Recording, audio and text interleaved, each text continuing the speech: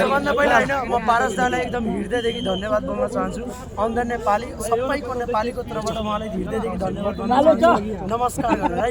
किनभने उहाँले जुन सराहनीय काम गर्नुभएको छ नि उहाँले होइन, जुन हरेक प्रत्येक नेपालीको हाम्रो पिँढीको जुन एउटा मुटुमा जुन एउटा होइन उहाँले बिउ उमार्नु भएको छ नि कि क्रिकेटमा म नि केही अगाडि गर्छु भनेर होइन, उहाँले एकदम धेरै धेरै धन्यवाद उहाँले भन्न चाहन्छु।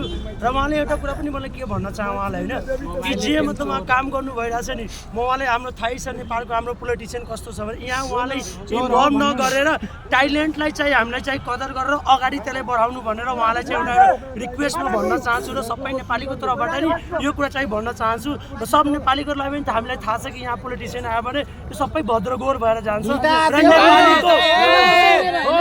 आज जनकपुरको जति सपोर्टर छ नि होइन, मैले यहाँ देखेको अरू सपोर्टरहरूले पनि जनकपुरलाई सपोर्ट गरेको किनभने उनीहरूको माया देखेर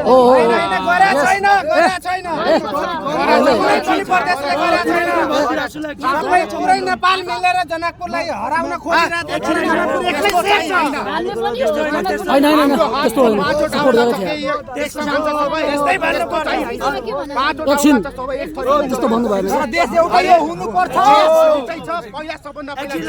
अब त्यसपछि म के भन्न चाहन्छु, त्यसमा अस्तिको नि एउटा के कार्यक्रम धेरै सुदूरपश्चिमवासी र जनकपुरको बारेमा धेरै कुराहरू बोलेछ होइन। हामी सबै नेपाली दाजुभाइ यो सबै कुरा थाहा छ होइन। उसलाई अहिले पनि थाहा भएन भने एकचोटि जनकपुर आएर घुम्नु, नेपालको ट्रफिक त्यही हुन्छ है, त्यही एकचोटि यो हाम्रो एउटा जित होइन, यो हाम्रो 8वटा के छ, हाम्रो 8वटा टिम छ होइन।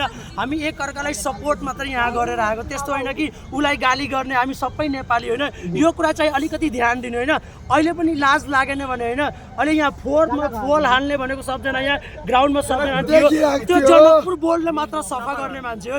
यो कुरा चाहिँ माइन्डमा चाहिँ ध्यान दिएर चाहिँ बसालिहाल्नु होइन। र अर्को कुरा चाहिँ मैले के भन्न खोजेँ होइन यहाँ जनकपुर बोर्डको लागि, अब म यहाँ जनकपुर बोर्डको बारेमा अलिकति भन्छु होइन। जसरी यहाँ अहिले प्लेइङ गर्नुभएको छ मिलान्थाले, त्यसपछि शेख हासिफले होइन, उहाँले चाहिँ सर्ट खेल्नु भएको छ, जसमा स्ट्रेट ड्राइभ या कभर ड्राइभ गर्नुभएको छ या पोइन्ट पनि गर्नुभएको छ, उहाँको लागि एउटा म ताली भन्न चाहन्छु सबैले मार्दिनु। र एउटा कुरा अनि पुरै नेपालीको तर्फबाट उहाँलाई धेरै माया छ। र अर्को कुरा एउटा के भन्न चाहे, फर्स्ट म्याच कसले जित्या छ? क्वालिफाई फर्स्ट को भएको छ? फर्स्ट एनपिएल को टिम कसले जितेछ?